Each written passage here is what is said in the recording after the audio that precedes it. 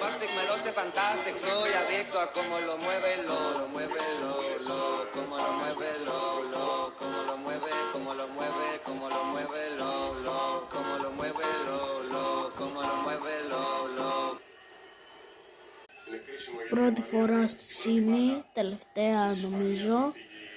Και εδώ είμαστε στο σπίτι μας και άλλη Δευτέρα ερχόμαστε Ρόδο.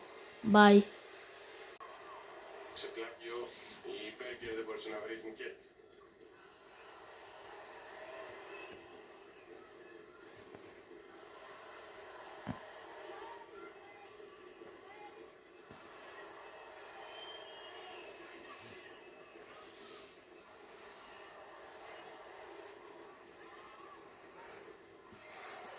Κοιτάξτε τον αγώνα.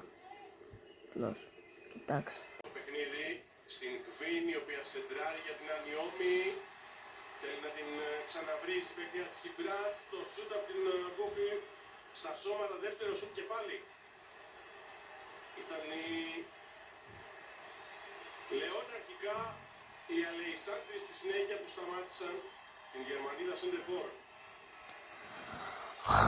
Κατάσταση στην Ισπανική άμυνα, αλλά και καλές τοποθετήσεις από τις Ισπανίδες στην πίεση που τους άσκησε ξανά η Γερμανία για πρώτη φορά στο δεύτερο ημίχρονο, με τη συμπλήρωση 60 λεπτών από το κόρνερ. Πέρασε η μπάλα και πέρασε από όλες εν τέλει για να φύγει κόρνερ από την άλλη πλευρά.